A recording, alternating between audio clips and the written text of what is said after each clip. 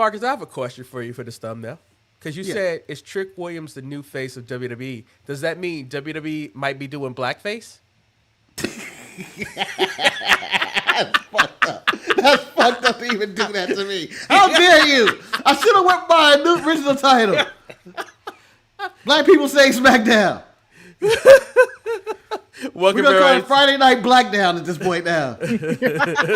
Mark, you could have called it the Blackity. Or the most famous. Blackdown works way better. Or, Marcus. You can't be Blackdown. Marcus, we can always just go WWE Blacked. No. Yes. No. Yes. No. That doesn't work. That doesn't no, work. No, it works for all the other wrong reasons. Now, if you want to go Black Raw, I'm down with that.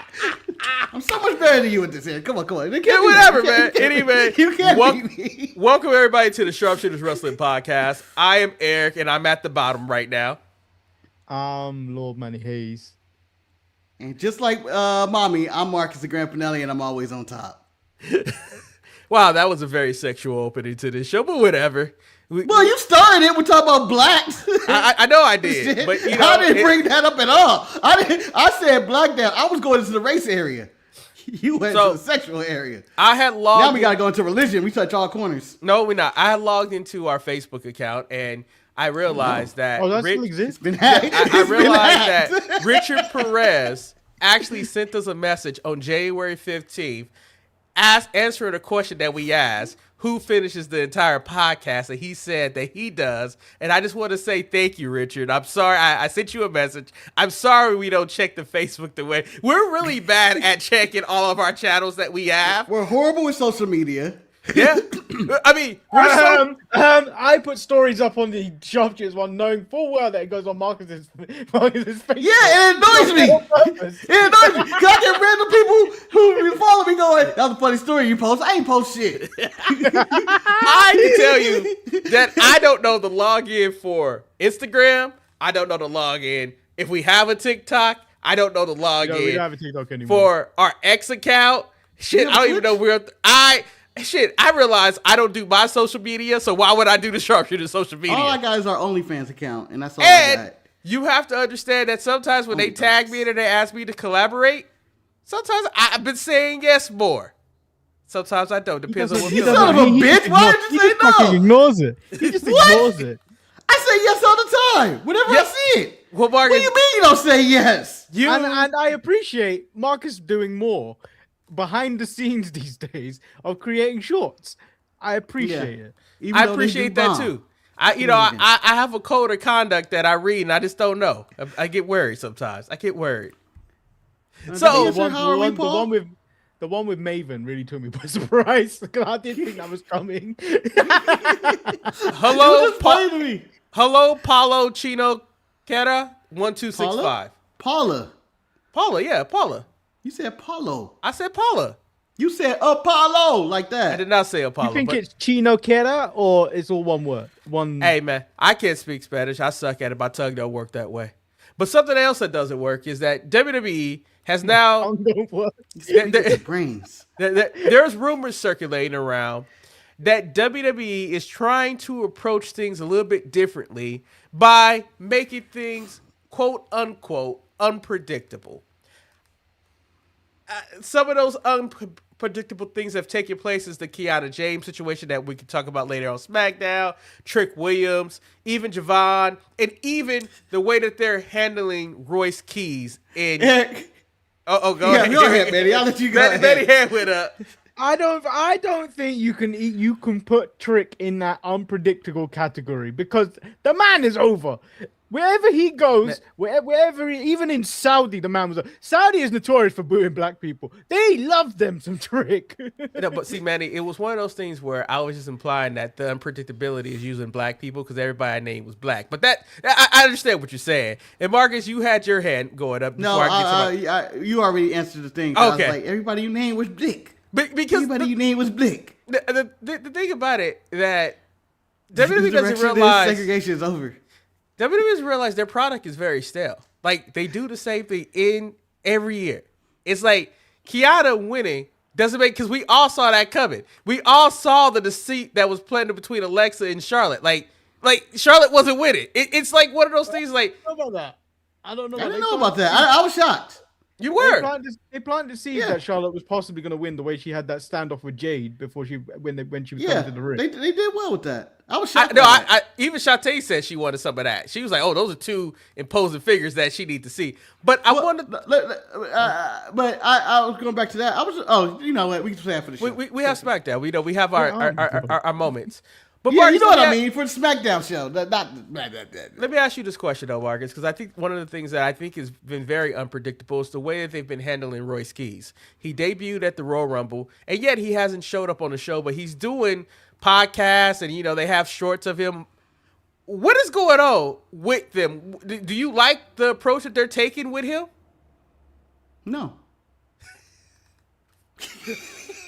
I didn't even have a low question. I didn't even have a low question. So for those who don't know, in the pre-show, Eric was like, "Oh, you guys sometimes get one word answer because we were talking about being confused after his long questions." And so I was like, "The first question Eric said, I'm gonna answer with one word." Well, so that's what happened there. But the thing is, you are my brother. Not a fan. Yeah, so I'm not a fan of the way they're doing Royce Keys because it was a Triple H and Tony Khan special. Someone came free. I signed him. Don't know what to do with him. And that's kind of where we're at with Royce Keys. We got him. They put him in the Rumble. He showed up in Saudi Arabia. People were like, huh? And then he's never been seen again. He's been on Main Event and stuff. But they don't know what to do with him. They're already pushing other people right now. This is WrestleMania season, so there's no reason. They should have waited until after WrestleMania to debut Royce Keys. All right, and I want to point out that Manny has done the ultimate sacrifice. He has said on countless occasions that he hates the Stephanie McMahon show because of the friend that laughs. But he needed to know, because he needed the fact check for the show, if this post was true or not. So he watched the podcast with Royce Keys. Manny, what did you learn about Royce Keys? And what did you learn? What did you learn about yourself? Now, let me read the statement of why I wanted to listen to this. Apparently, Sports Keeda put this out, where apparently Royce Keys said on his podcast, Tony Khan is really weird. Brackets laughs. He would come up to me randomly backstage and hug me without my consent. And at one point, he challenged me to a tickle fight. I wanted to knock his ass out so badly. Also, his dad's in the Epstein files. See? That's what you know it's fake. You would have heard about that in the dirt sheets already. That shit would have been number one page story. So I listened to the whole thing, and yeah, man, I wasn't looking to be this deep on a Sunday. His story is something that could produce a movie for most people. It is a story of a kid escaping hood-like activity, like he was gonna join a gang and all this stuff, and he'd been stabbed and shot and stuff like that. So it's just one of those stories where someone's escaped and done better for themselves, and he's doing good for his family. It's interesting. And it's inspiring for people people like that. And you give your side of what you took away from that podcast, but then we go to the chat and we see Kane said he tried to listen, but she just talks about wrestling their kids, and he don't her podcast in general. He don't care about stories where babies pico their parents. So maybe you've encouraged Kane to go and finish the podcast to hear a little bit more. Well, that's the first 5 minutes, Kane. That's how I know you didn't even try and escape the first 5 minutes. Oh. But it is a show that I don't believe is targeted toward wrestling fans. The Stephanie McMahon show is targeted to try to bring in random people into the fold. I don't think that's targeted for wrestling fans. Maybe Cody is. Maybe Undertaker. But I believe her show is trying to bring in more women and casuals to the WWE. Yeah, her one with AJ though. I listened to the one with AJ without any I need to listen to this. That one was really good. All right. Speaking of casuals, I choose not to watch any WWE produced podcasts until they bring back the New Day podcast. Oba appeared on the Rich Eisen show, and I think he said something extremely interesting when he was asked whether he was heel or a babyface. He says, I'm not going to even do it. you're a I bad was guy. actually starting pretty good. You're better impersonations. No, because you know it's going to slowly turn into Hogan. Yeah, I couldn't Yeah. sustain it. I knew brother. I couldn't sustain it. I just knew I couldn't, so I quit. But So you got a good. no, this is what he said, and I really want to get your opinion on this comment, and I'm going to start with Manny after I read it. He says, you're a bad guy, you're a good guy. No, we're trying to transcend that now. I think wrestling is finally getting to a place where it's not good guy, bad guy, it's human being. Very few people have been able to get that kind of reaction. Like Undertaker, Steve Austin, Rock. It just gets to a point where you're just such a good character that people are like, well, he did that bad thing. Oh, we love him. He did that good thing. Oh, we love him. He explained. That's a great place to be, and I'm happy that Oba Femi's character is there right now. Manny, what do you take about that approach of the ideal of not being a face or a heel, but just being a human? I think it just opens up for you as a fan to interpret what you think he's doing. It's similar to like Drew McIntyre this time around, where he's in the right a lot of the time, and it's like using previous shit that's happened. And he's in the right, but like because he's in the right and the way he goes about how he handles his business because he's in the right, you want to boo him. So, it just allows you as the fan to interpret what you perceive as the good guy in the situation or the bad guy in the situation. So it's not them telling you should boo this man or you should cheer this man. This is what I want you to do. Like the way Vince would shovel someone down your throat and be like, you cheer this man because this is going to be the guy. But he was right with Roman, man. Marcus, how do you respond to Manny? And also, what do you feel about Oba's perspective of his career and his quest to be a human? I believe it's wrong, and I don't think it belongs in wrestling. Long time ago, I used to have that same theory. Like, you know what? Let's just let these people be people. Let them be human. Yada, yada, yada, yada. No. What is more entertaining for me is watching someone be a piece of shit on television and be a heel and having a baby face beat their ass or someone you want to. Because when you get rid of the heel face dynamic, now you're not even, I don't even know if you're rooting for people to win anymore. You're just rooting for the good match. I like the story. I like to see people overcome the odds. I like to see the comebacks. I like to see a hero's journey and stuff like that. I don't care about if you're human or that. You can be a three-dimensional character, but you could also be a piece of shit as well. So that's what I want. But I mean, you don't have to be full $1 million man DiBiase kicking the ball from a kid, but you can be. Yeah, you can still. It does. Manny said like he came from a personal place. It helps. I do that. I do that at least 10 times a day. Doctor, 9 out of 10 doctors recommend kicking the ball out of the way from a kid. Oh, I punt it so far away. But could it be you see argued? Calves, there's so much power in those calves. but could it be argued that AEW takes the approach that Oba is talking about being humans, because more of their matches are not really traditional heels versus good. They're just, this is a good match pairing. Let's just have a match. That's what it is. And it's up to you to decide who you dislike. I mean, only Swerve really went to that next level of just being an asshole killing Omega.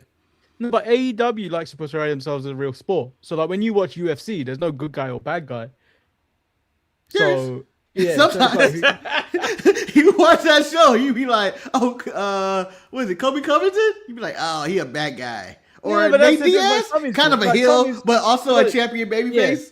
But like in some instances, that's the same case as in AEW, where some people go out of their way for you to not like them. but I think that it's always been the way of any type of entertainment that you have to have a hero and you have to have a villain. And I think when we look at any professional sports, that's what you look at. Like with baseball, the Dodgers are clearly the villains of Major League Baseball. People will tune in to watch them lose. Unfortunately, they won't lose, but they will tune in to watch them lose.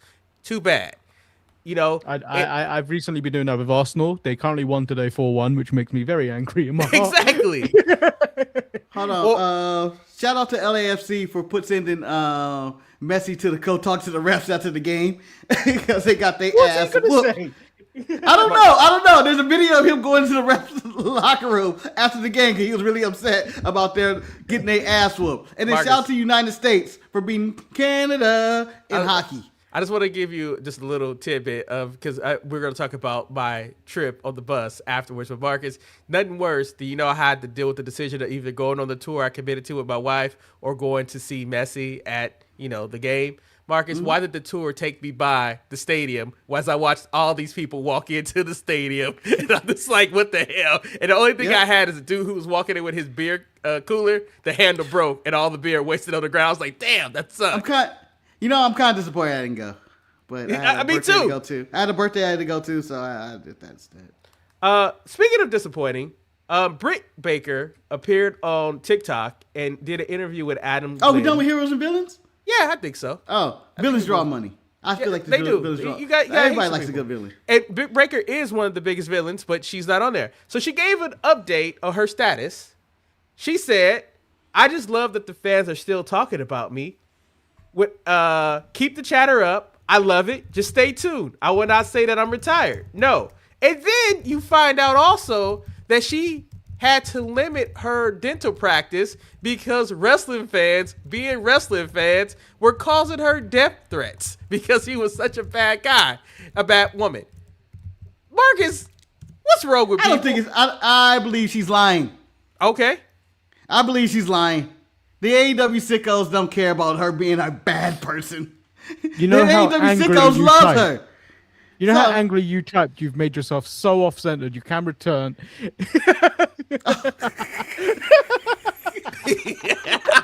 Marcus, I type with purpose. I type with purpose. We have never seen your TV. We got half of your screen. You might as well turn that shit on now.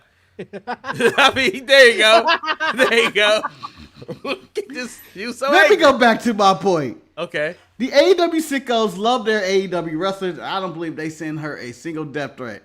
Now, she may have got some creepy people, but that's about it. I think she got death threats for the Adam Cole breakup. If she got death threats. I can see that. She just want to bring that up. I think it's that. And then the Adam Cole career that he's in, I can imagine it getting worse and worse. So I believe she told a hint of a lie. But I believe some of these wrestling fans are perverts, and they want her to put her gloved fingers in their mouths and pay. I don't know how much does it cost to go to the dentist in America? About $500. Yeah. Let me jump in. No. They don't want the glove. They would have without the glove. They want some unsanitary dentistry. Can I ask a question though to you, Betty? Though, is Britt Baker a better performer than Jade Cargill? Because I know you're very critical of Jade. I think Britt is a better in-ring performer. Okay. Her promos are a bit iffy. I mean, Jade has the presence of strong black woman when she delivers promos. She does. Imposing. She's very imposing. But like everything else, Marcus, who you taking? Her or Britt? I'll take Britt. He taking Jade. I'm taking Jade too, Marcus. Britt's cheaper. Jade's too expensive. Marcus, I'm not ignoring you, but I have another question for Manny because Manny has made it clear that he does not plan on attending AEW All in, unless Will Ospreay fights Kenny Omega in a singles match. That would be something to get him there. I don't need just that. I want Kenny Omega in a singles match. I don't want him in a trios match, and I want a singles match that is meaningful. And Kenny Omega hasn't got that many meaningful matches left in it. Manny, can I say something? And he wasted one in Sacramento. Fuck you, Kenny. Fuck you. He's not gonna be at Revolution. You know that? Do you know that? He's going to go fly to Japan for some Capcom Street Fighter shit. He's trying to get there, Mark. No. Fuck him. He ain't gonna make it. You don't do this to people. Okay? I just want to point out that's not my question. I'm going to get my question out to Manny. Manny. Eric, fuck Tony Khan for doing that last week because that match was a Revolution match and we all know it. Yes. That was supposed to be on the card. We know that. But Betty, let's say What's this question to Marcus? No, this is for you because I didn't get the question. So Kenny Omega is not in All In. It's just not. But Bully Ray suggested a match that could take place at All In without any promotion, without anything. He says AJ Styles versus Will Ospreay at All In. Would that make you buy a ticket? Yes, but we've also got to remember AJ Styles is 49 years old. But that still makes you buy a ticket. That's pretty impressive. What about you, Marcus? Would that make you try to watch it live, or could you just wait to see what happens? Look at the camera shake. I know the camera. Why are you messing with your camera? Why are you messing with your camera? I'm not messing with the camera. I'm typing. You weren't. Why? We saw your hands do I'm typing. Watch. No, I'm about to hit enter right now. It makes his whole laptop shake. I'm hitting enter right now, even though I didn't finish what I was saying. What does this mean? YouTube rejecting your comments, and YouTube they think it's spam. Yeah, they think we're spam when we reply in the. Well, guys, I apologize for replying to any comments. But what was your question again? I got distracted by this. Does AJ Styles versus Will Ospreay make you want to see All In? Would that be something that puts you over to that edge? AJ Styles versus Will Ospreay? Yeah. Well, I'll probably watch it either way. I'll watch Will Ospreay, I mean, All In sells itself, I think, to being a big spectacle of the AEW show. It's their WrestleMania, and I'll just watch it either way. I mean, this was not on my agenda, but I do have a question. The hype that we've gotten for this AJ Styles Monday Night Raw, his retirement, are you guys excited for it? I feel like something's going to happen. I don't know what's going to happen, but I feel like there's something in the air. Do you think AJ lied to us and he's not done? Will he put a mask on? It just Is he the guy in the mask? There was rumor that he was gonna re-sign, maybe do some type of Legends deal or something like that. But this has everything. But then other people are suggesting this is the Ric Flair after WrestleMania, getting that Rolex from Shawn Michaels and all that stuff, and then saying goodbye to WWE, and then that's probably when he goes off to AEW and does his bits and pieces, and then retires at the end of the year. That's what I think might happen. Well, I mean, I feel like either way, AJ's earned that right to do whatever he chooses to do. Thank you for being all up in the camera, making love to him, Marcus. Marcus look like he getting attacked. No, never do that again. You asked for it. I did not. No, I had to. I realized why my tripod to my cam wasn't locked in, so that's why everything was moving. I was like, why is it moving? You'll type again, and it'll probably still move again. Yeah, you still vibrating, but it's not going side to side. It's going in and out like this. Yeah, the table was jumping. Yeah, but it wasn't locked in. That's why it was wobbly. All right, so I guess another thing that happened is WWE shows that they're evil again. As you know, Elimination Chamber is next weekend, and it appears that WWE has canceled watch parties in Chicago to try to boost sales for the Elimination Chamber. This just seems like a very petty thing to do, because I kind of assume people who are going to watch parties weren't going to buy tickets anyway. Because it's not about the show; it's about being with your fellow people in a drinking establishment.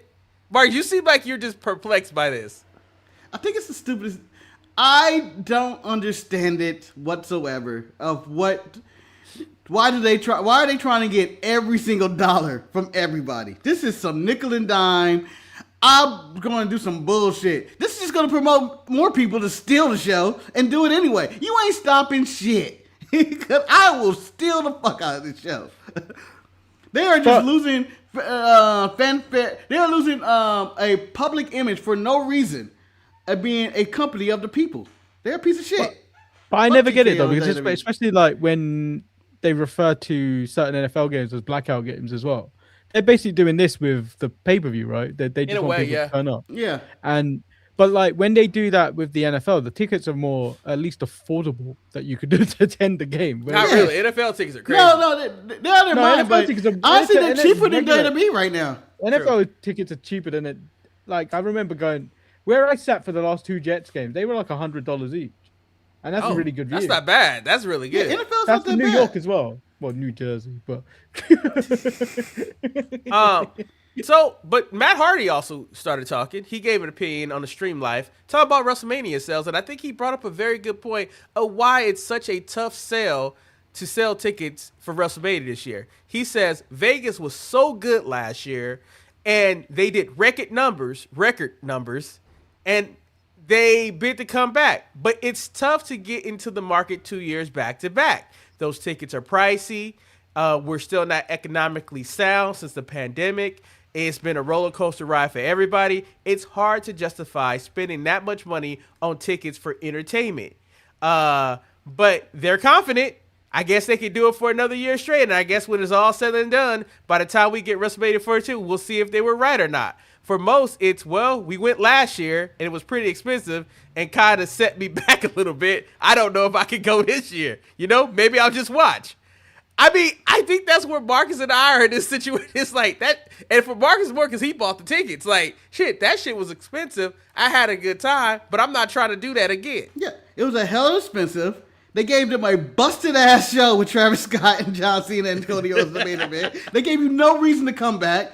Vegas is is overly expensive these days. Everything is overpriced. I saw a whole Instagram. I thought it was going to be a 1-minute reel on Instagram about Vegas and why it's declining and all that. This shit was like 30 minutes. And I was like, I didn't even know you could do this on Instagram and put like a 30-minute video up. No, anyway, they cut you off. This video was long. I was like, how? I don't know if they're paying for this time. Or it went on and on. I was shocked. And, Vegas, tourism's down everywhere. Vegas isn't bringing in the people anymore because they're only targeting towards the rich and everything's expensive and stuff. And it's a ridiculous place to try to do Mania back-to-back years. They should have went to New Orleans. They should have lowered their ticket prices, and they need to stop trying to get out of debt and use the fans, to get them out of debt. Fuck all that. Well, things have changed. Like right now, WWE feels like they're announcing that they're doing well and whatnot, but who's not doing well? Alcohol companies, because the new generation is not drinking. They lost $830 billion last year because young people don't drink. And I also think that young people don't buy tickets to WWE events for those prices. What you're saying there, because they need the racially ambiguous Lord Manny Hayes to get back in the game. Manny, because you old. Unless you gonna get young people drunk. We don't want to see your old ass get back into the bar game. You're gonna be blacking out and shit, hungover. I don't know what happened. Oh my god. It's not good for us old folk. I was at a party last night. It ain't good for us old folks. What, you hungover? No, I'm not hungover. I know how to balance myself. I'm a saint these days. I know my limits as an old man. There was a point though, as an old man, I didn't know my limits and create limits. I think for me, this just comes down to a lot of different things that's going on. Is that I think that there's a lot of older people that are in charge, that they have done this model for so long and they don't understand that things have changed, that you can't do the stuff that you did last year, 3 years ago. People are not going to go back to back and pay the prices for WrestleMania. We're not going to subscribe to all these different channels because I plan on cutting cable. I refuse to. I can't pay this no more. It's ridiculous. They don't give me enough to pay these prices. I mean, and everybody is now downsizing to where, I need to live within my means. I don't know if it's the political climate in America. I don't know if it's just people are growing up and learning how to live with what they got. But wrestling just doesn't seem like, do I want to watch WrestleMania or do I want to eat dinner? I think eating dinner is more important. Well, that should never be. That should not be. That should not be. You know what? You deserve to die. That's your decision. I thought you were talking about small scale, but I think you were talking about big scale going to WrestleMania, right? Man, is this in general of this that I'm just saying that we have very important life choices to make. If you ever got to that situation where you have to choose between eating and go to WrestleMania, I hope you go to WrestleMania and you die. We don't need these types of people in society. I hope you're in the crowd trying to eat, but you're withering away. Nah, man, you at WrestleMania, you eating it out the trash can. Oh, you ain't gonna finish that hot dog, right? All right, thank you. Did you see that? Other people nachos. $150 burger. A what? Huh? Yeah, there was a burger at the Super Bowl for $150. It had so much shit on it. Nah, was that cow from the royal family? Is that what's going on with that meat? I've seen these $100 burgers, and quite frankly, they don't attract me at all. because you could. Well, I know what Manny's burgers looks like. Like technically, you could make Manny's burger for about $10 less either, because he's like meat bread. You could make my burger for $5. Yeah, $10. Meat I think bread. you make a Manny burger for $2.50. I mean, it's just meat bread and a prayer. And some cheese. Some cheese. But if you got no cheese, the accident happened. No, but Marcus, I know you go out with your friends and stuff like that. Have you guys experienced that expensive ass burger? Have you guys bought one of the fancy? I've never seen it. I wouldn't pay for it. The only time I really eat expensive egg is when I hang out with you. Oh. So see with the burgers, I don't like when there's so much shit in it. When you, hey, can we analyze Manny's burger grip? Look at that burger grip. Look at it. When you bite it, It's the McDonald's grip. That's the McDonald's grip.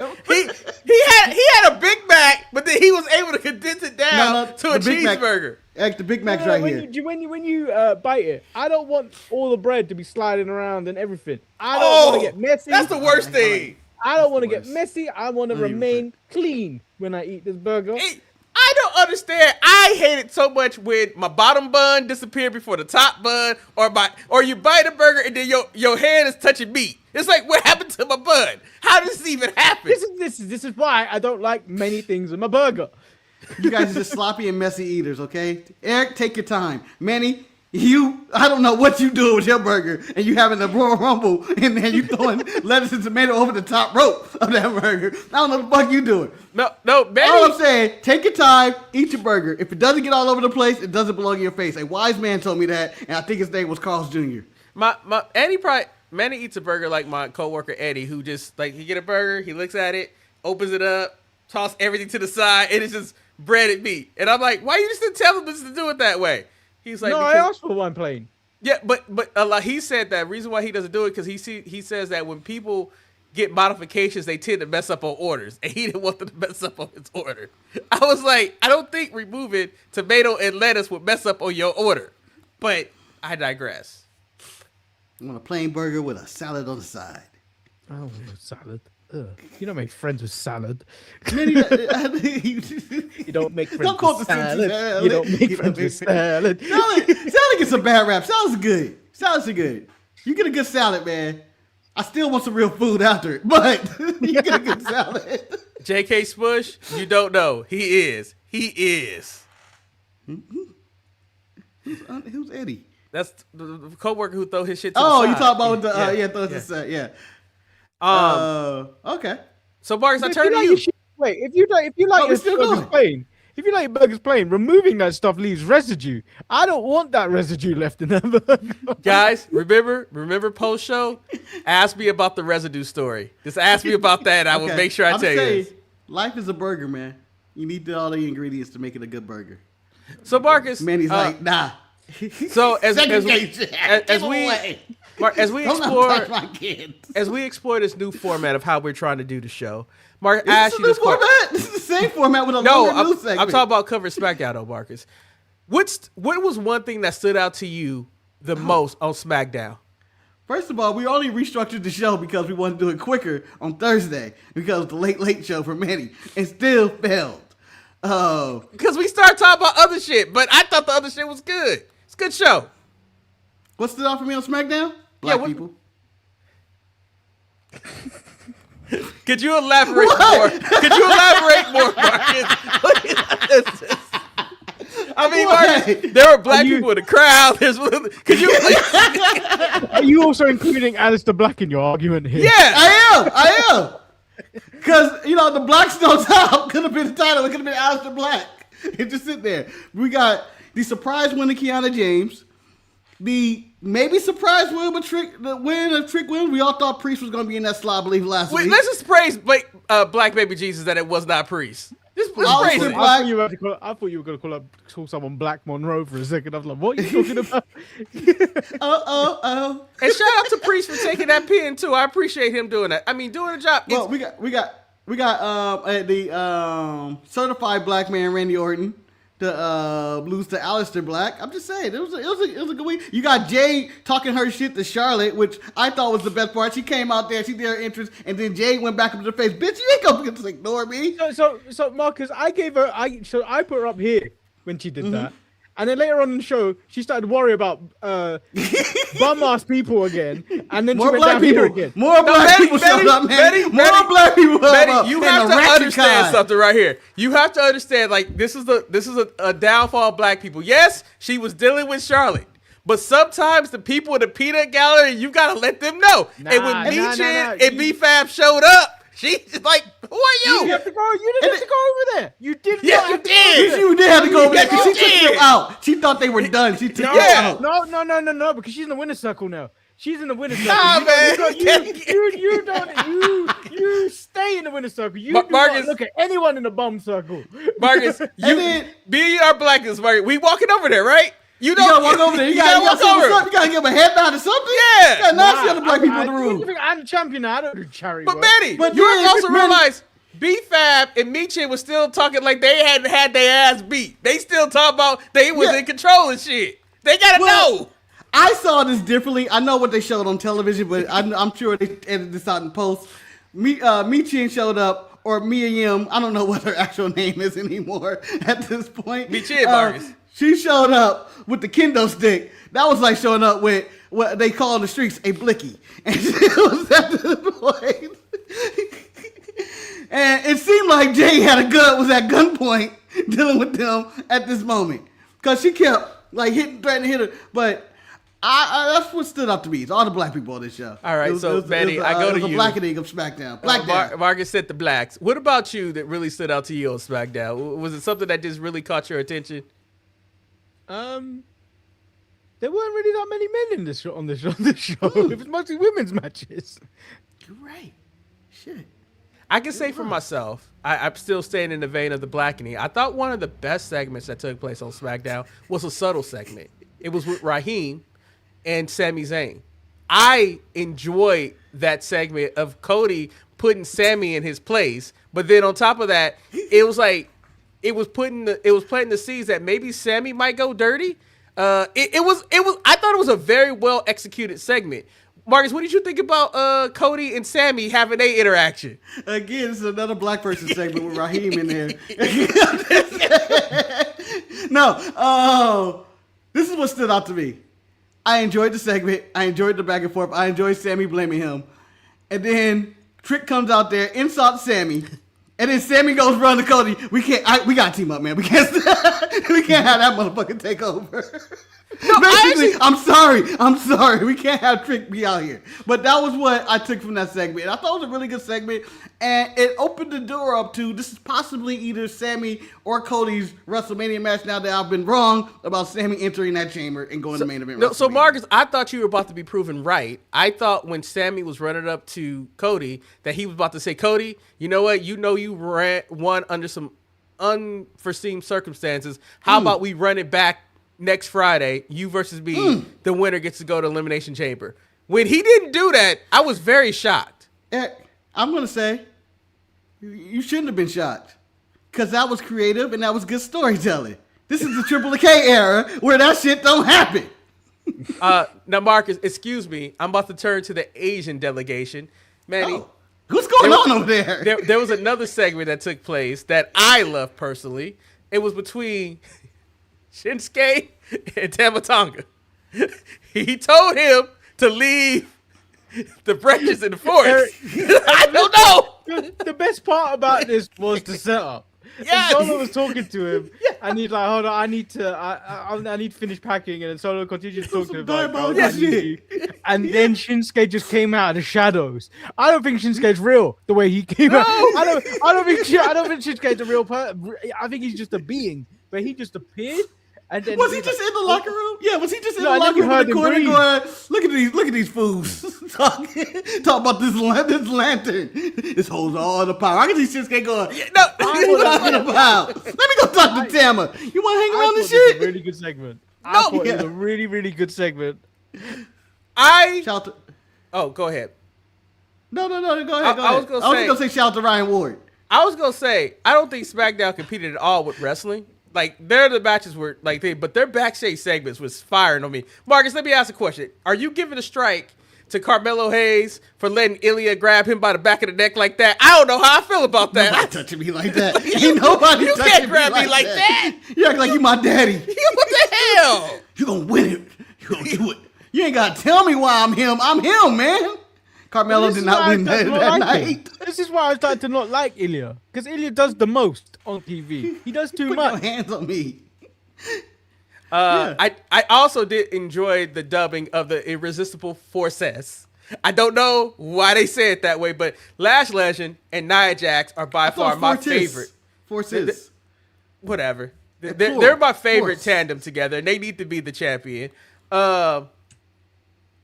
I appreciate Drew. Jeez, why was that eye so loud? You're so loud. Sorry, I don't know why.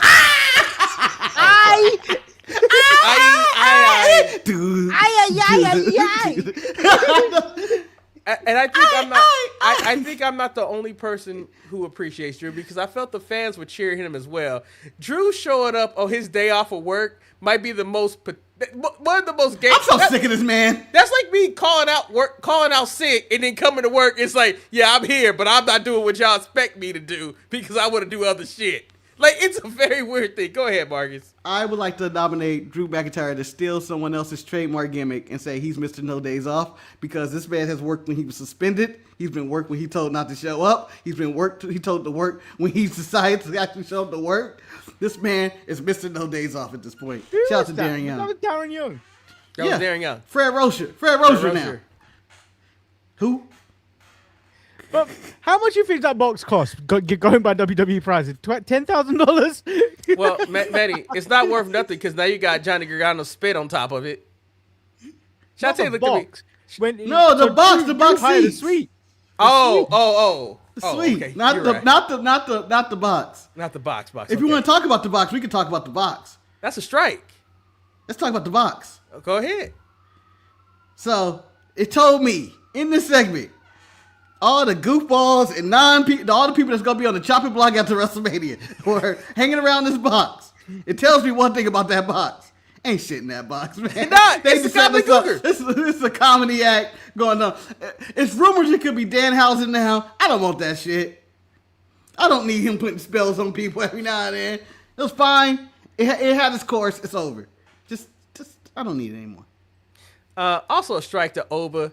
Kit Wilson wrote a nice poem for him. Why did he make him go back to the book to piss him off? Like, why did he need justification to whoop that man's ass? I mean, that's what that was. Read me a gun. Read me another. Give me another. Give me another. Read that was some jailhouse shit. Rhea versus Julia was actually a solid match until it wasn't. What do you think? Did you think Julia did to her during the commercial break? That was unnecessary. Yeah. During the commercial break. Because I saw the clips online, because I didn't watch Smackdown Live, and I didn't see it. I saw the clips of that stuff, and I was waiting for the match to see that stuff. I was like, I don't know what she did to deserve this. Let's get it. And then I didn't see it, and I was like, was that during the commercial break? Why would they do that during the commercial break? Let me tell you this right now. The beautiful mess is growing on me, and I'm in the camp, just like the post. Let her be Julia. Please let her go out there and whoop ass the way she need to whoop ass. So my question for you guys, they advertised EO versus Julia and switched it because they want to put that on a bigger stage now, because they felt like it got a lot of social media hits and stuff. Tony, you see that? Not Sacramento. Just saying. It's not Sacramento. They put that match in Sacramento, Eric, I'm going to die laughing. Eric, let me tell you something. Kenny versus Swerve ain't even on the same level as EO versus Julia. Kenny versus Swerve, we knew was going to be great. That's why we were like, no Sacramento. But Fort Lauderdale could have had EO versus No, this is Sunrise, Florida. Sunrise, Florida, don't respect. So you said the Mohican Sun is going to get this match. I'm just saying, for me, they don't need to be there. I'm glad they made that. But also, I think Rhea versus Julia didn't need to be there either. Like, that was like a tag match that needed to happen. Also, Ilya versus Tampa was good, too. That was a solid match. No, I believe every match on SmackDown this week was a good match. I'm tired of Ilya. Manny's done with Ilya. No, I'm tired of, though, Manny. I'm tired of Nick Aldis. I'm in your camp. Fuck that dude. Like, why you know Jacob was looking for him, and then when he decided to be racist and tell Jacob, Racist? he said Cody has his interview time. We ain't never worried about who had interview time. We ain't never try to send Jacob to the back. Try to send Jacob to the back. I've heard that statement. I was like, huh? They brought up interview time, but no one says he had it. No, he said that he has booked this interview time. Let him finish. I was like, no, we don't. People interrupt matches all the time. Yeah, people interrupt segments all the time. No, that's ridiculous on his part. Let him have his time. Like, what are you talking about? If I were to start Monday Night Raw and say, welcome to Monday Night Raw, and no one interrupt me, I'm going to feel really sad. So, Yeah. like, what? No one care? No one care about what I'm saying. No one objects. No one even cares that I'm starting. Man, fuck everybody. I'll quit. I was just like, what the hell are you doing? You know it was a strike for me though. I realized, and I feel bad. I walked out the room when Tiffany came out for her match. Just How? It was Chelsea. I came back and I saw Chelsea out there. Chelsea yelling at the ref from a wheelchair was hilarious. Her standing up in the booth. Her standing in the boot, her delivering papers, and the papers coming back and hitting her in the face because apparently they had no weight to them. But I thought it was all hilarious. I thought it all worked. I like Eric said, I don't think I cared about what Tiffany was doing. The crowd didn't seem to care about what Tiffany was doing. No. They were mostly chanting for Chelsea Green on the outside. Yeah, I mean, and It's you Chelsea know what? time was the chant that I heard the You know who most. deserved better? Alba Fire deserves better. Really does. It just WWE Unreal has really made a Chelsea Green an even bigger star for the way Michael Hayes spoke about her. Yeah. She's such a bigger star now. Mark my words. If she were not injured and was entering that chamber match, they have to make her win it. I think that would be the course. I think that would boost ticket sales. They got to give the people what they want. These WrestleMania ticket sales are abysmal. They have to give the people what they want, and I think Chelsea Green being champion is something people would actually pay to see. I think so, but if she really has a broke foot, Marcus, she can't do it. She just can't do it. No, I'm saying if It's she didn't get broke. injured. I'm saying she didn't It's get not injured. broke. They did a It's 2K shattered event. 10. It's They 10 did a 2K places. event. She was walking, maybe a limping a bit on that 2K event, but she was limping with no crutches, no wheelchair. That her ankle is just fine. Just like No, Bianca's man, she finger wouldn't is have dropped. fine. She wouldn't have dropped the mixed tag AAA titles for nothing. She wouldn't do that. But Marcus, I know by the state of my ankle that her ankle is fine. I don't know. I forgot, man. He has a history of ankles. I can look only at it. assume that Ryan Ward is responsible for backstage segments, and I thought all these segments were really good. I really enjoyed the Miz and Oba. Can we the stop Miz, giving this man credit for things we don't know he did? No, because I know what deep down you know it hurts Triple H. You know it hurts him. Yeah. His ego is getting like, I'm doing this. Ego jumps in my arm. and a black man did it. That's it. I'm on the cover of WrestleMania next year. I will point out, Marcus, let me ask you this question. Miz presented a hell of a package to Oba. A good package. Like, he gave him everything that he could do to be a manager. Yep, he got to use Oba- his words better. I laughed at Miz. I said, Miz, you got yourself in the match. I have a question. Go ahead. Is Oprah's beads getting bigger every week? Yes, they are. They They're are. like Christmas ornaments this week. They're growing with his balls, Manny. They're growing with his balls. He's getting bigger and bigger. He's getting bolder and bolder.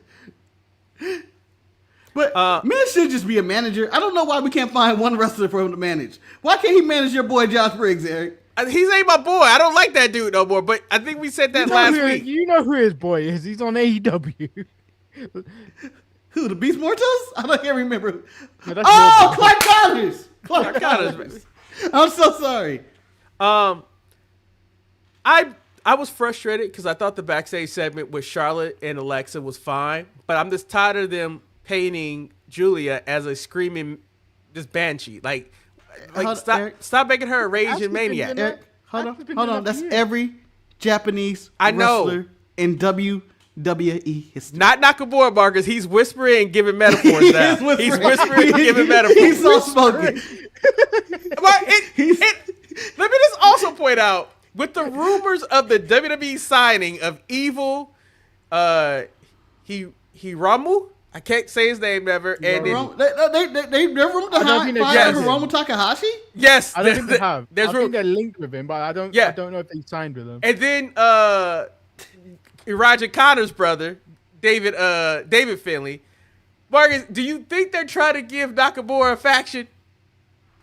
It could be, or Tama a faction, but I don't know what they're doing with Tama, because Tama is going on a solo run, it looks like. But he's beating all top names. He looks bigger than he's ever have, and it seems like they're trying to make him into something more. But Tama has always been something more. You know, like one of the biggest downfall of Tama's career was that he was always stuck with his brother. And it's like, you know, even when they were the Gorillas, it's like, damn, but he could be so much more. He has great singles matches. He has a charisma. He's not ugly, so women will like him. You could see him. You could see him being a mid-level star. Mid, if you ask me. I'm just saying. Look at man, he ain't handsome. I can tell you that. That's a damn sure. He ain't like a Roman Reigns out there who's being like, that's a handsome man, or Randy Orton back in their primes. It's funny though. You bring up Randy. None of us mentioned Aleister Black defeating Randy Orton. I did. Oh, you did. Oh yeah, because that was part of your black. That's part of your black. That's part of the blacks. I will point out the Randy Orton going for the thing and him sitting crisscross applesauce was actually a nice moment. That's and a very AEW thing of him to do. It was very appropriate for Sunrise, Florida too. Like, I would be okay that this took place in Sacramento.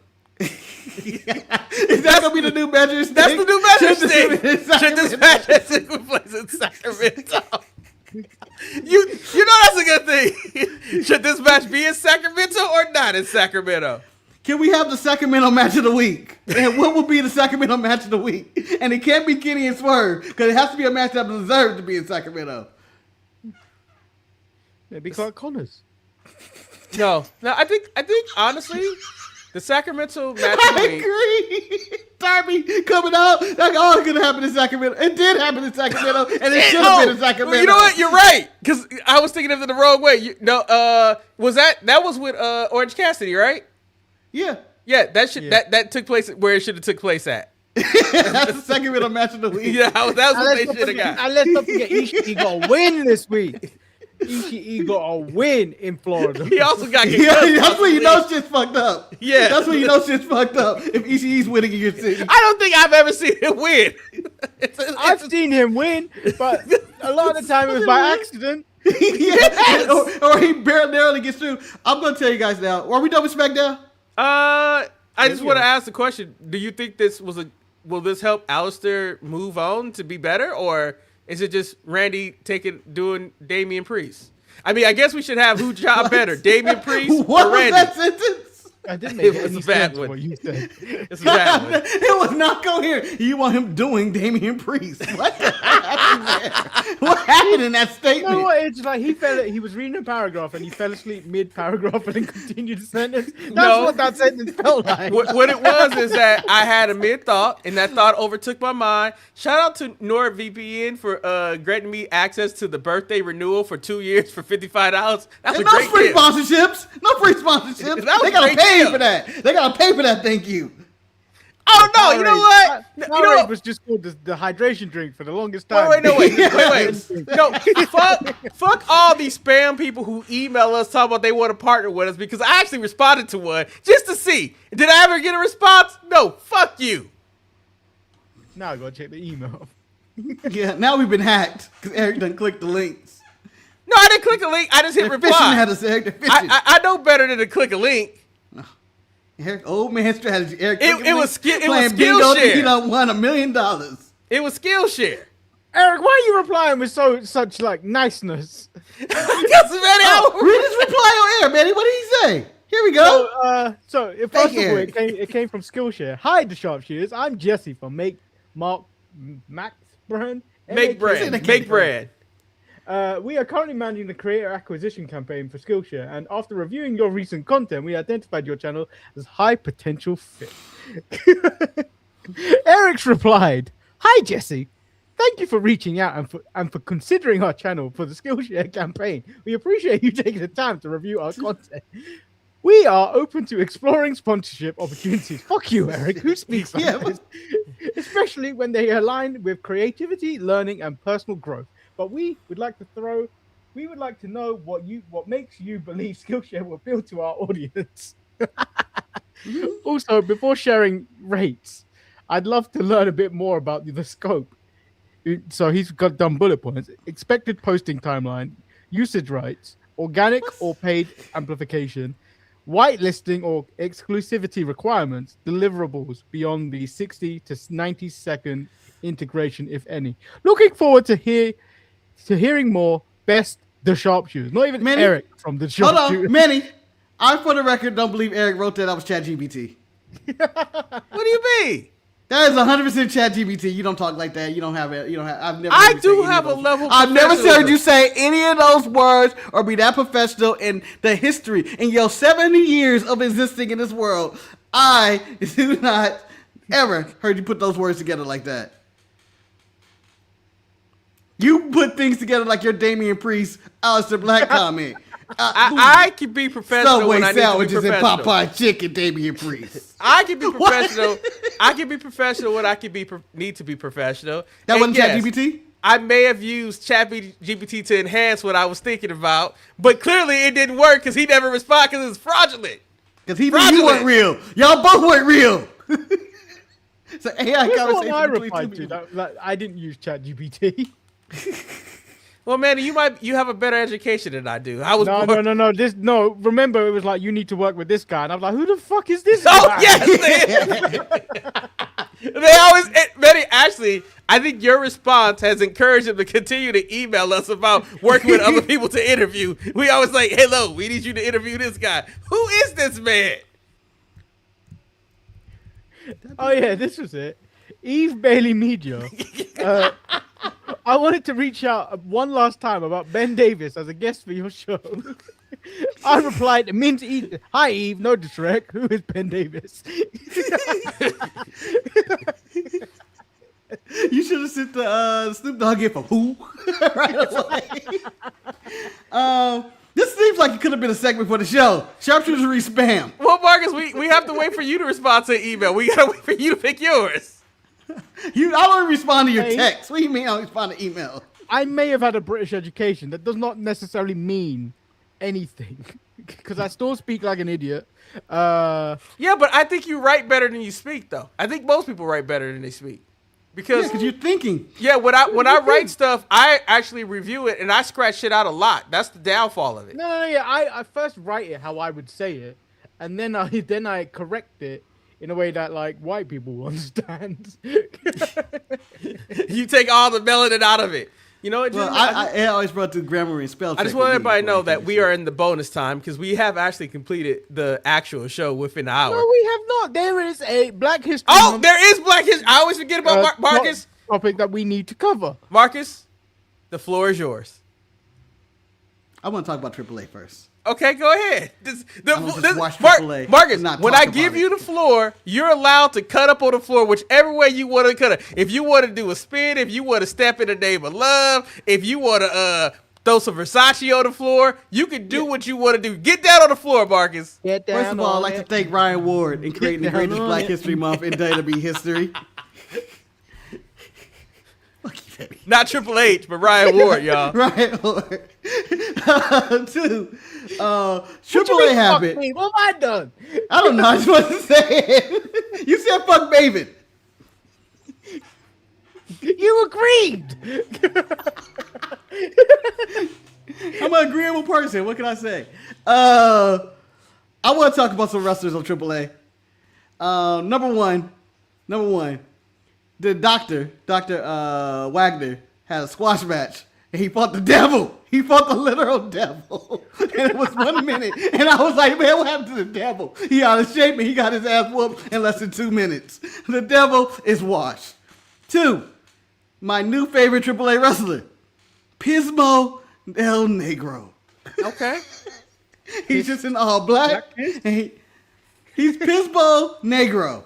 He's Pismo. I the thought you said piss. Pismo, the Negro, Pismo, not Pisbo. not Pismo. He was gonna fight some guy in a match, and it just didn't work out for either one. They never got it started. But the name Pismo Negro is funny to me. You looked at the literal devil. His name is Bautista. Something Bautista. I guess Pismo in Spanish means letter, so he's the black letter. Okay. Ooh, that's a good name. That's a good name. But anyway. First of all, your education took place in Leon County. I don't know anybody named Leon that was ever smart. Sorry. Jesus, Eric. Jeez. Why are you attacking Leons? We are sorry to any Leons that listen to this show. Yeah. Hey, first of all, if you've seen the professional, Leon, if you've seen the professional Leon, he was a pretty smart dude. He's an assassin. That's a fake name. His real name wasn't Leon. Lion. Leon, that name has died. Everybody named Leon is probably over 50 now. You can't tell me a 5-year-old named Leon. Now. Natalie Portman was a child in this movie, Eric. I've been saying in the 50s probably.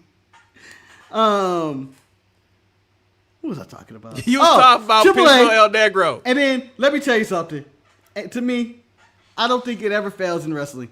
You do a hospital visit and you beat their ass in the hospital dressed as a doctor, I think that's just gold. I think that's just pure gold. Vikino attacked Mini Vikino in the hospital to piss off Dominic Mysterio. Wait. Yeah, Eric, I'm gonna tell you, their title picture is all heels. No, wait. You got the Grandes Americanos. I need that because I know there's Vikino.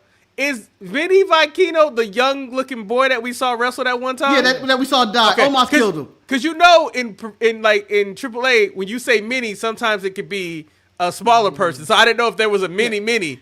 He's pretty small though. He's pretty small. I know, but what do you mean by smaller person? I was gonna keep going around. You know what I mean? But Marcus, isn't Dominic a face in this situation only because Vikino is hated because they stripped Alberto? Well, think of this. This is the title picture. It's Dominic Mysterio, Vikino, the Grandes Americanos, original and Ludwig. Yeah, Ludwig is a face in Mexico.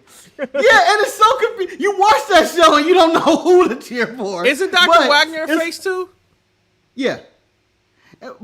But he's a face, and Santos kicked his ass in the parking lot after the doctor was set up by a reporter to ask him one question. What do you think about Santos? And it drove off on a motorcycle. This is the coolest show. This is the coolest wrestling show on the planet, guys. Marcus, no one cares about what you're saying right now. Leon and Kane are down to talk about Leons. Because we're talking about Leons in the chat. They're not even Leons. They're just out here trying to protect Leon. Hold on. Leon Slater is out there doing flips, okay? And then you also got Cool Runnings Leon, a.k.a. Ain't Nobody Paying to See You Otis Leon. I said, I don't know no 5-year-olds named Leon. 21. I signed off an email this week, last Monday, with Feel the Rhythm, Feel the Rhyme, Watch Out Jamaican Bob. You know, we should create a character known as Leon Manny Finale. That's his name. Yeah. Before we get to the Black History Month, and Cool Runnings is a good gateway to get in there.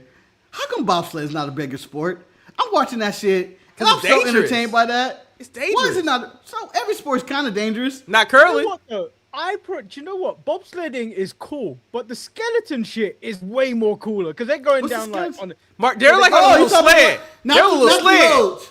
Yeah. When they go down on that a boogie board head first. Yeah, that's cool too. That's so way cool. cooler, but way more dangerous. Yeah, they're so cool. Damn, Manny was really animated about that. But these are cool sports that should be real leagues. They're over though. No, folks, it's over. USA, we did it. We showed those Canadians. We showed them Canadians in hockey. But you know they still mad about the women's before I even get to the men's. The men won, but you know they mad about the women's because that black woman scored because they told her she couldn't do it. You know, it's hard when you got to uplift a black person that won. I've never seen it. I saw that black woman in the locker room. I go, she real? A black woman playing hockey? This ain't real. I would agree, Kane. Skeleton is more like Darby Allin shit. It is. It is. That shit's wild. I was watching, and Eric, ice archery don't exist, but ice shooting does. I saw people shooting in the snow, and I was like, this is for me.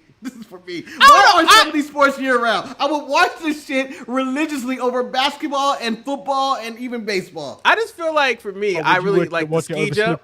I like the ski jump where they on the jump and they just like like just try to stretch as far as they can go. It's so stupid, but whatever. But I also, one show that I hate to admit that I watch that comes on ESPN like 3 or whatever is when they do cornhole.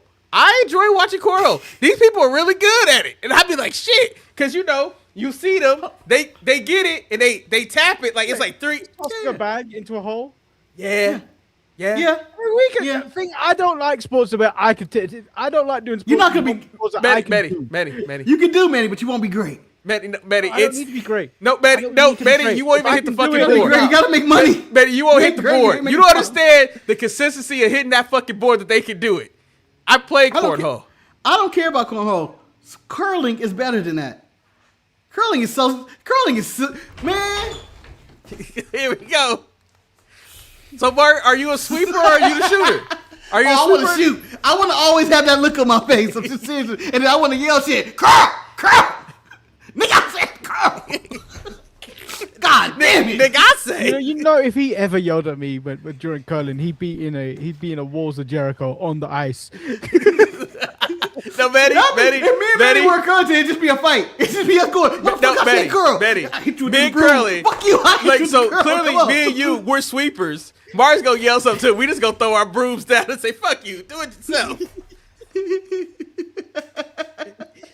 And then the worst part about it, though, Marcus in his head, he doesn't even need our sweeping because me and Manny, out of spite, after we throw our sweepers down, next thing you know, he gonna lay the perfect shot. It was like, I didn't need y'all asses anyway. You see how good I am? I'm gonna be like, fuck y'all. I'm gonna grab the broom and I'm gonna slide. I don't think you can do that. Eric, I tell you how I'm gonna throw down like the way the Bash Brothers taught the little Asian guy in Mighty Ducks 2 how to fight when he threw all his shit on the ground. Pull it over the head. That's how you fight. But moving on.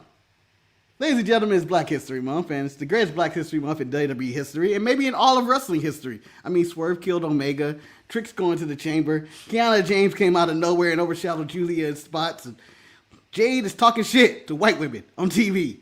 It's a good time. And Raheem, back to the board. And Raheem put Seb in his place. But it made him apologize. Here's the board, guys. This is the list. The scoreboard's looking pretty good. 4-3. And today, y'all put MVP in. He would have got my vote.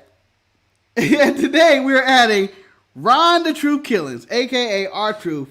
Gentlemen, should Ron Killings, aka formerly K-Quick, formerly Ron the Truth Killings, now known as R-Truth, and that guy that got fired and brought back, should he have been the WWE champion? Eric, I'll start with you. No. I would say that I think the NWA championship was good enough for him. When I think about R-Truth, I love me some R-Truth, but I don't see him as a top billing. I feel like he can have a lot of matches in Sacramento, and they would belong. I'm okay with that. I love me some R-Truth, but R-Truth, Ron the Truth Killings, he never really got to that next level beyond mid-card to me. So he would not become the WWE champion, in my opinion. No disrespect to his career, because I think he's an asset and what he brings to the table, but he's more in the Coco Beware vein than he is in a main event picture. Oh, fuck you. Fuck you. Wow! Wow, how is that harsh? Coco Beware. Coco Beware was beloved. By you? That's Kamala, Manny. Coco was the bird, and with Frankie the Bird. Dark time, Black History. I will say I will give it to him on one. I will give it to him for one time in history. That time, The Miz and R-Truth teamed up to face John Cena and The Rock, because that was the time R-Truth lit up a cigarette on live TV in the arena. And I think that in that instance, I was like, he was a believable character. He wasn't shucking and jiving in that instance that I could have given it to him. But when you look at his entire career in WWE, he was never taken seriously. He was always portrayed as the funny man that could get you a laugh. So no, I don't think I could ever get. Oh, you started with a yes. No. in that instance when he was smoking that cigarette, that was the only time they used him in a real. This guy could be taken seriously. In that moment, outside of that moment, they've always viewed him as like the comedy escape. So my vote don't matter. I should have went second. I knew it. I knew I was gonna have the controversial vote. So you guys don't get to hear my opinion. No, it's your opinion. I don't like to be on a losing argument. I'm wrong. I'm not going to sway you because you guys already brought the points that I want to bring up in his podcast. But I will say this. I think he's had a hell of a career. He's been in WWE mostly as a comedy figure. But there was that point, like you said, when him and The Miz took out John Cena and The Rock and then took him on in Survivor Series. And then he started to create the other persona where he was dressed up as a Confederate. He invented Little Jimmy and he was smoking and all that. He was out of his mind. And I think that would have been the key period if they were ever going to do it in WWE to put the title on him. But I think his solo run, which people sleep on a lot in his career, was the early total nonstop action wrestling days when he was the NWA champion. The man was cutting fire promos. He was having amazing matches with everybody. He was truly one of the better NWA champions that company had. And probably one of the great two. He is the first black NWA champion as well. And I think he connects with the crowd there. And then, even in the resurgence with the final run we're on right now, where he cut his hair and he was going to fight John Cena and all that. There's potential there for him to be champion. I'm going to say yes. I think he would have been a better, equally as good as someone like The Miz, who was champion, or Jinder Mahal. I think at that time period, he could have been SmackDown Live WWE's champion. And Marcus, I can see your point. I think R-Truth could have been a better Jinder Mahal. But, I just don't see it. I mean, there's only one Ron that I can see as WWE champion, and that's Ron Simmons. And he hasn't been there. Don't spoil the show. So, but I probably won't be there when you guys do the vote, just like when MVP walked in.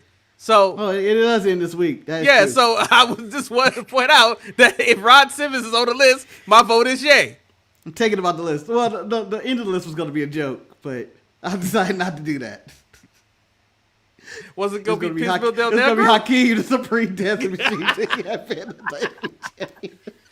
but I think that, when you go through the history of black African-American wrestlers in WWE, it's one of those things where you just really realize that it was not a fair playing field. It's not.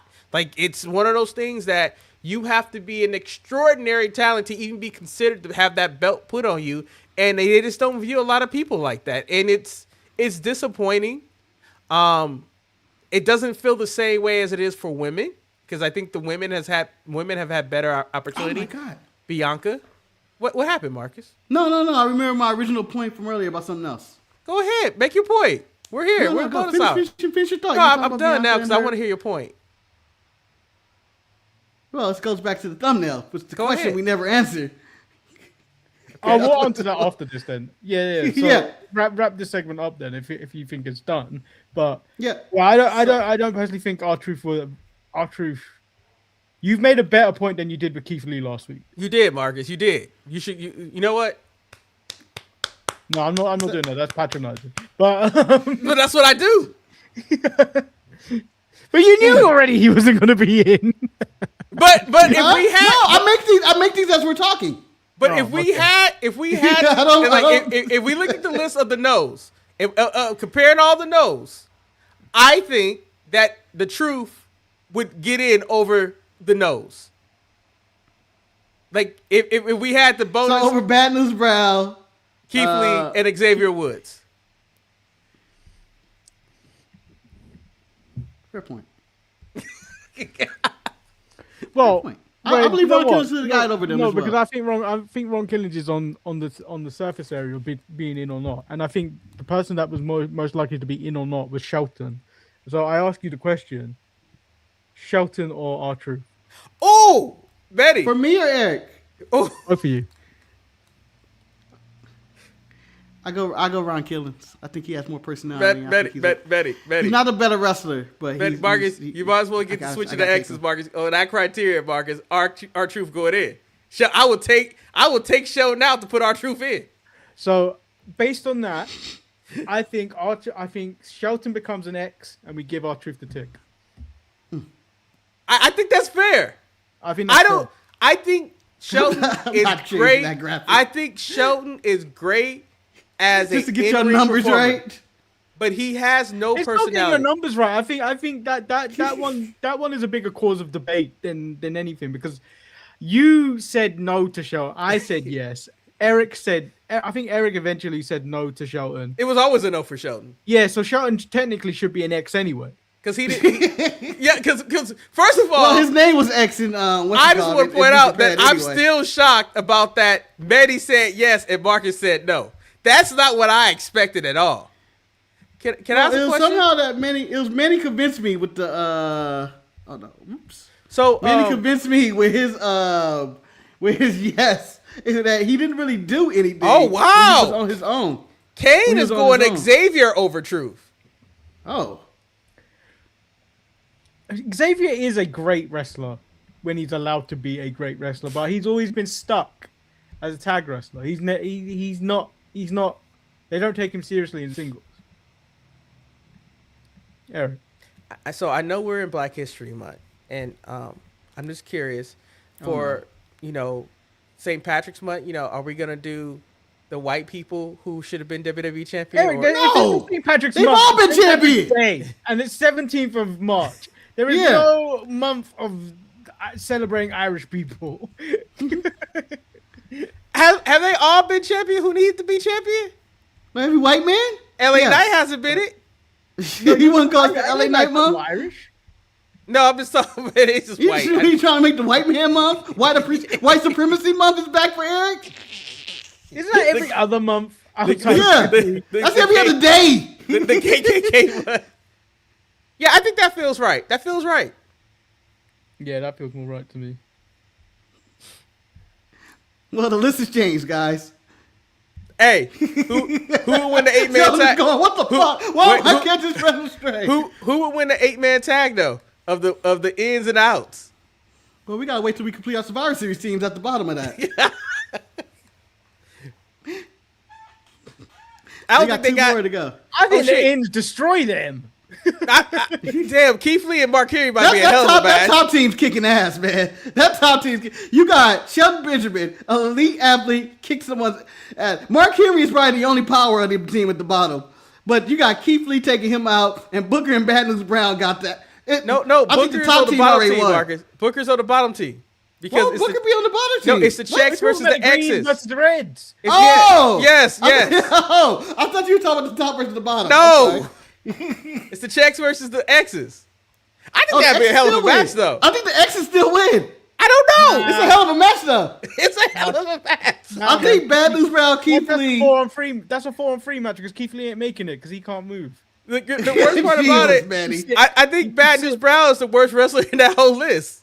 Manny, why are you taking shots at Keith Lee, man? Bad News Brown was good for his time. Because Marcus loves him too much.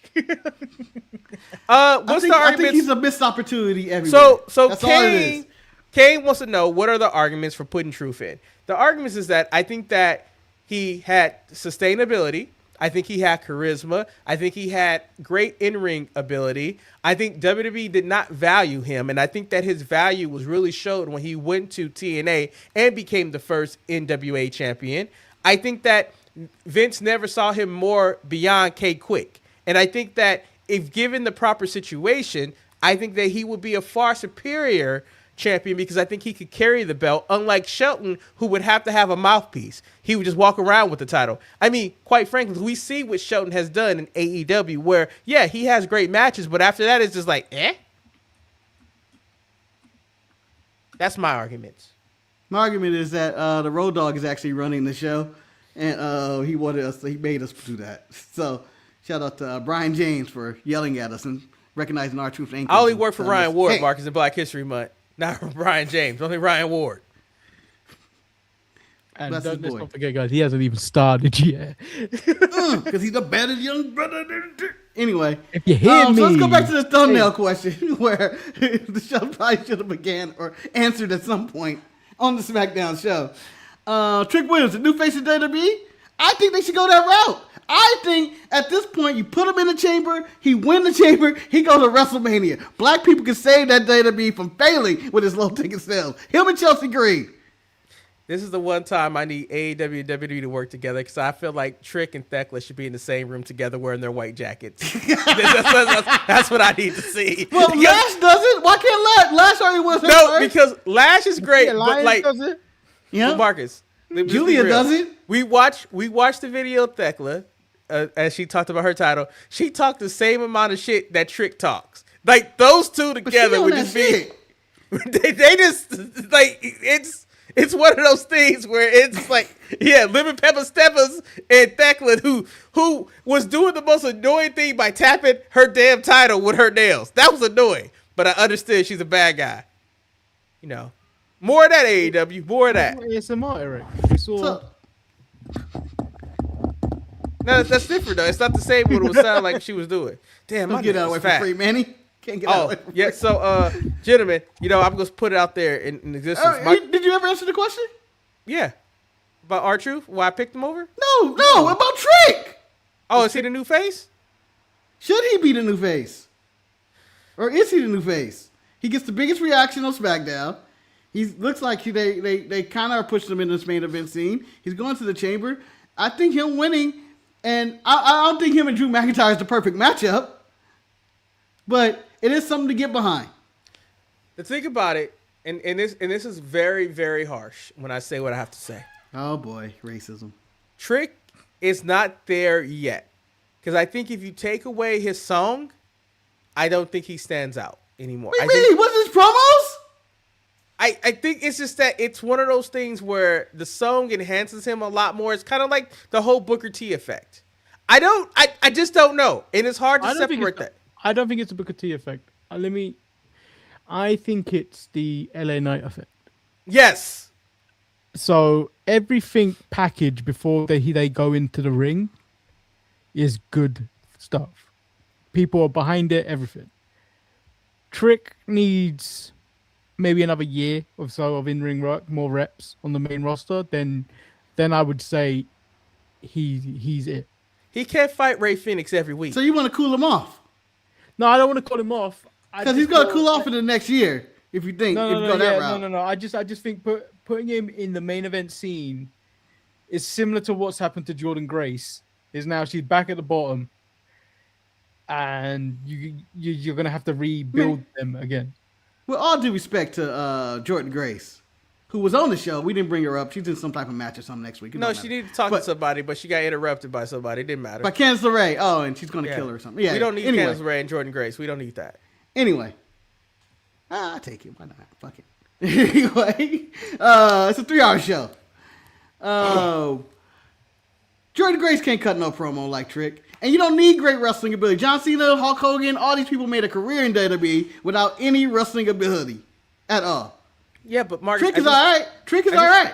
I think that goes back to us still living in the past. I think a lot of people, we watch it for that athletic ability. And when you go back to that SmackDown match, Damian Priest and Carmelo carried the brunt of it, and Trick came in there and did his stuff here and there. Like people don't watch WWE. They may watch AEW for the athletic ability. They don't watch WWE for the athletic ability. No, who's the number one wrestler? Roman Reigns.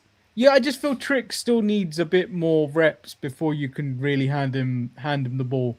Yeah, I think that it would be a disservice to him by giving him the title now because he's not ready to hold the title, if that makes sense. Because like I go back to all his NXT title runs. I was never really impressed with the matches we got and stuff. It just felt like he was still learning to be the guy. And I think frankly, when you see him and you watch his face a lot in the match, it seems like he's kind of moving from spot to spot rather than being a fluid wrestler. I think he will be a star. I believe I was most tough guys though. And I think that he showed a lot of growth when he was the TNA champion. But I still think it's the main roster is it's a big weight. And like I said, he can't fight Ray Phoenix every week, although they might try to make that happen.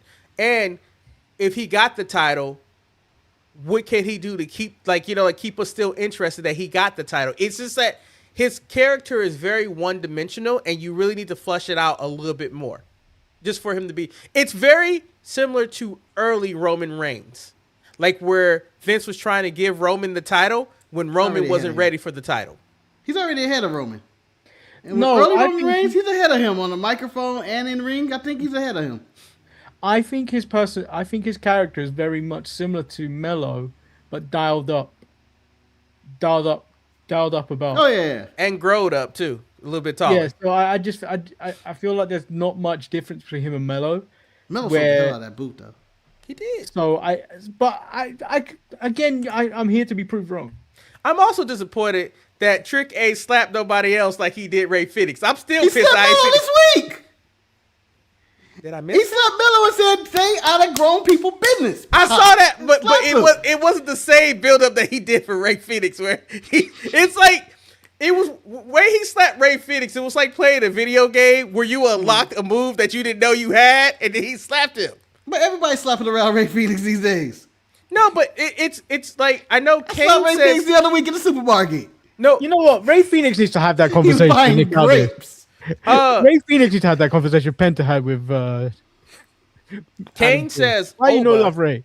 Kane says Oba, and I also think that Oba suffers from the same thing that Trick does, that he's not ready yet. Like, he's carried the title, he's an imposing force, but you need a little bit more. Would you put the to belt on maintain. Javon? Huh? Hell Put it on no. Javon. No, man. He not urban enough for you? Not just nah, he ain't there yet. Like honestly, right now when I read the reports of them tinkering with Sol Roca, I think that's going to ruin who she is. Like it just I don't think you should tinker with what. I think you need to tinker a bit because I don't think how she currently is really gives you any room for a heel turn at all. And I think Does she need to turn heel though? No, I don't think she needs to, but I feel like you need to be able to have tendencies where you can, because I don't like having just a Rey Mysterio like people where you can only be one thing. I just want to point out J.K. Smush right here. Man knows stuff. He said some stars need to be treated like a brisket. Let that thing sit and simmer. You can't make a great brisket being all impatient. Yeah, you got to give that bad boy 10 plus hours. 10 plus hours to take care of it. You over there cooking this brisket, you slow roasting this shit, you trying to make it all good and delicious, but man, I'm hungry now. And we in the WWE universe are hungry now for change and for some new, younger talent. I ain't got time for you to make this slow-ass brisket. I'm going to McDonald's and get me 2 cheeseburgers and be disgusted by myself Marcus, and the food. So are you saying that you're the person that will take the one-night stand? You strike when the iron is hot. So you take the one-night stand over the long-standing relationship. Who's the one night stand though? You can I'm just spend on saying. a woman. It's been on a woman. It's been on a woman. Shit. And that then one night stand could be worth millions. Kane says that sometimes something even. magical happens, like the Yes movie for Danielson or Becky's broken nose. But I think that we still criticize Becky. No, Becky was on a run. Becky's run was. But Becky still no can't criticism. wrestle. I don't think Becky He can wrestle. It's Becky's just all right. I think what's happened is we've got too tired of Becky, and then ever since she's come back from having a child, that's her main priority now. No, I love me some Becky Trump though. Becky Trump is hilarious. Big Time Bex is amazing. And I would say this. I think she's a good wrestler. The problem where people think that she's a bad wrestler is that she's fighting all these younger and trying to build people up like Lyra and you can't do Maxine that with Lyra. And doing stuff with them, and it's just not working with them. And it's bringing Becky down to that level. It's like watching Steph play with the current Warriors. I mean, it's nothing. And like I think Lyra seems like she's a very nice person, but like if it was post WrestleMania, I would probably give her papers. Like I don't think I could do anything with her in WWE. That's just who I am. Like her, Johnny. I mean, I think Karrion Kross proved that I don't get like he had a comment talking about MLW know how to give the fans what they want. I don't think nobody wanted you. Like it was some people vocal online that was talking about Karrion Kross. He created it. Still to this day, Scarlett was more popular than Karrion Kross. Like Karrion Kross never lived up to his signing, in my opinion. like the best moments I have is when he had the helmet. That because that was funny. His best moment was before he started to wrestle. Did someone say Karrion Kross helmet? I don't know why the dog got to be carried in right now, but all right. Rika said that. You have to make an entrance. No, Marcus, you ain't nobody if nobody ain't interrupting. Marcus, it's time to say Rika. And we were talking about too many black people because Rika started barking. No, she said you hung out with the blacks long enough. It's time to hang out with Purity. Like, come with me. Purity. That's the name of her faction, Purity. It's like, fuck, sounds less racist than the birthright. Dude. Yeah, Purity would be a good faction. Just like don't you dare bring Purity to wrestling. Purity. We're here to cleanse. We're here to cleanse. No. Marcus, I want my group to be Purity, but we're all on cocaine. So you got Manny, Tekla, can we all Dream? Why am I just in this group? No, Manny, you the one who created it. What are you talking about? No, Purity, and definitely Clark Connors is gonna be in there with his shades because he's the provider. He got all the snow coming in. He's Snowfall. You know what? Clark Connors, Thekla, Trick. Who else will be in my faction? One more person. For Purity? I want to be managed by Tony Khan. The Snowman. The Snowman. This faction can only exist in AAA Mexico. It would. With Mr. Iguana. For no reason. No, I feel like Pagano's on cocaine. Yeah, that's the one with the tongue, right? All the clowns. Actually, Purity will probably be Thekla. It's a women's faction. It would be Thekla, Clark Connors, Trick, and the main star would be Dominic Mysterio. You don't know cocaine. He's on tendies. Yeah. He's on women. Damian Priest is in this group. No, Damian Priest will kill it. He just hangs out. Damian Priest comes in with a briefcase every now and then and be like, what y'all want? Like, Damian Priest can play their attorney when they need to get it. Tony D would be released as well. Tony D look good this week. Yeah, but you can't do nothing with Tony D. You just can't. What do you mean? No, you couldn't do anything with the mob game. Tony D is a solid hand in the ring, and he has a good look right now. Solid hand, and but his promos are getting better. I think this may be the last. If he doesn't succeed now, he's gone. It's not his fault he got a mafia gimmick. What did he want? That's not his fault. I mean, ever since he threw old boy off the thing. I like Tony D. No, do you know what? Him and JC Jane have been there for too long. They either take or keep him, do something with him, or chuck him away. Yeah. Well, I think that pretty much concludes the show. I don't think we have anything else. We went into 32 minutes of bonus time. Actually, it was 35 minutes of bonus time because we had finished the initial show at 57, brought in the African American we discussed, and we didn't. Who says African American? Really? We didn't let Ron Killings in. Then we decided to let him in and take out Shelton. So we put a black man over. Residue story. Oh no, that's off the air. Anyway, we'll tell you what happens tomorrow. If it was Triple K, Purity would just show you the click. That's actually true. I mean, you get Razor in there, Coke. Sean's enough. Sean's just enough. You got a faction. It's just one person. It's just Sean. Join us tomorrow. Join us tomorrow for the best of Too Cold Scorpio video. Can I ask you, how was the best of Haku? Was it kind of the same match over and over again? Yeah. It wasn't anything special. I kind of figured that's what match in the middle of this. Mark, because when I think about Haku, the description was better than the actual show because the scriptures. You heard the stories, you know the legend. Yeah, here's the toughest man in history. No, the problem with Haku is that it was never what he did inside the ring. He was just a bad man behind the scenes. That's what we needed. You needed WWE Unreal back when he was walking around. That's what you need. There was a lot of Lord Alfred Hayes in this video. Yeah, and also probably the best afro in the history of wrestling. Might be one of the best. Who? Haku's? Oh yeah. Yeah, that man had beautiful hair when he grew it out. Yeah. I mean, it probably goes Wesley #1, and then Haku. Hey, did they even show up on Collision? No, not this week. I don't know where they it's the moment where they disappear again. Like Ciampa's disappeared, and Wesley has disappeared. It's that I signed you. It's the Tony Khan Triple H special, as I said. I signed you. Oh, and Afro Haku prompted a Macy Gray sing song. Oh yes. I stumble. I try to hide it. It's clear. Goodbye to myself. I try to walk away and I stumble.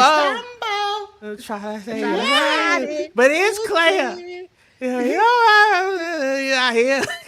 Hold on. And by the way, that is not what I think of 3 things before I get to that song when I think of Macy Gray. Okay. Number 3 is that one. Number 2, her and Spider-Man for no reason. And number 1 is where the fuck shall want it.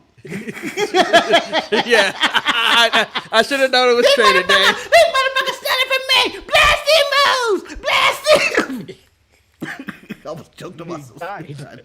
Yeah, that almost killed me. But yeah, the fuck y'all want it? What the fuck you want with? Anyway, we hope you guys enjoyed this episode. We've been really enjoying Watch Along Mondays. It's fun.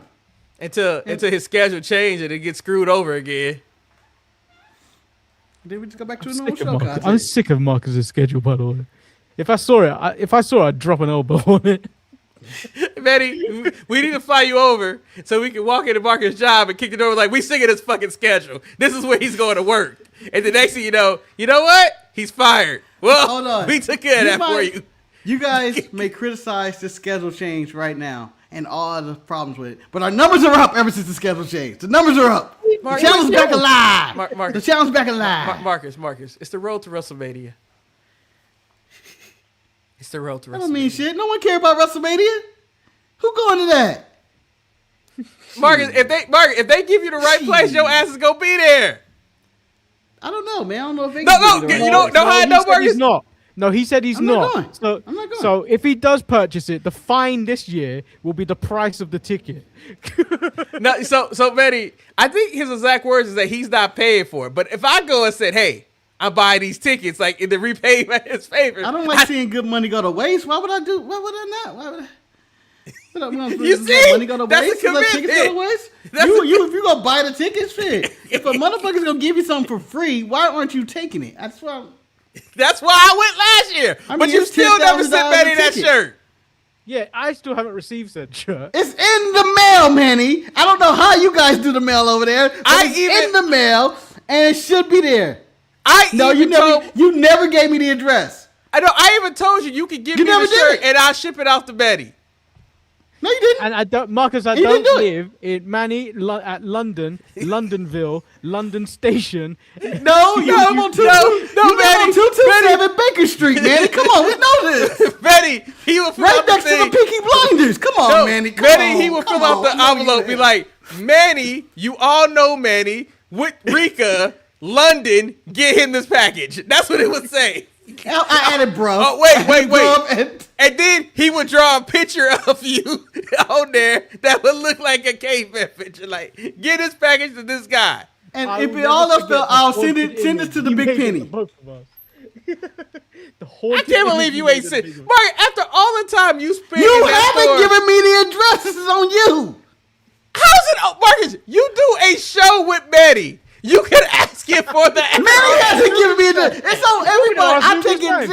I'm taking zero accountability. Neither one of you told me where Manny lived. I'm supposed to just guess. I'm supposed to palm read this shit. I'm supposed to call Nikita Lyons and she juggle some rocks in the air or some shit, and I figure it out.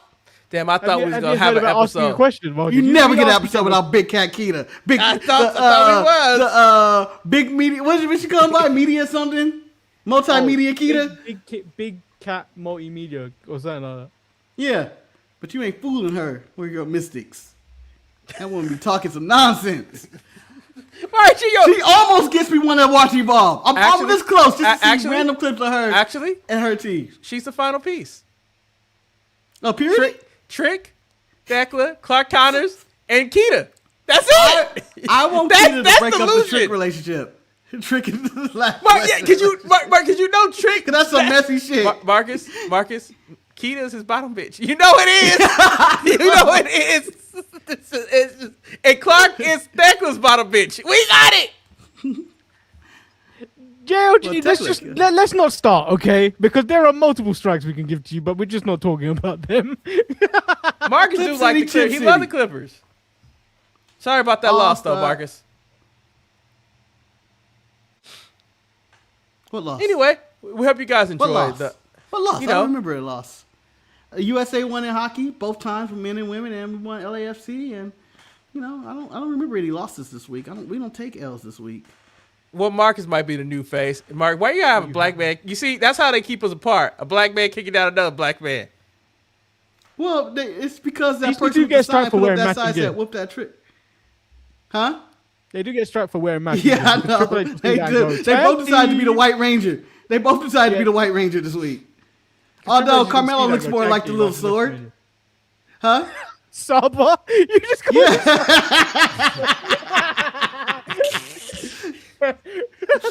I think on that note, the show's over because you cannot. Damn, Carmelo been called a damn sword. Saba.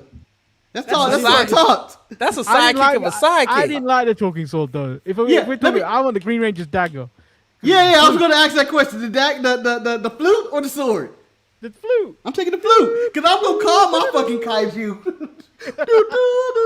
That tone's gonna be into the day I die. I'm gonna have that. I'm gonna know what that sound is. I just don't. I can have dementia, and I know that's the Green Ranger sound. If you sold out, would you have the Saudi Riyadh season thing on the flute? Wow. Ding, ding, ding.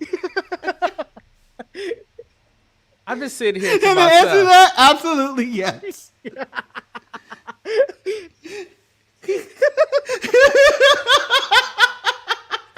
I totally forgot that this damn sword was talking to people.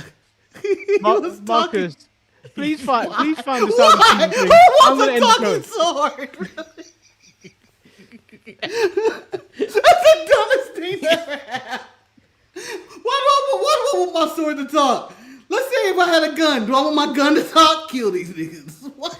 Well, actually, in the Empire of the Vampire book, the sword talks. Why? It's a reason why you find out why the sword talks. But he used to be an old vampire, and they put his soul in the sword. That's 100% true, huh? That concludes the show. I knew it. Ding, ding, ding, ding, ding, ding.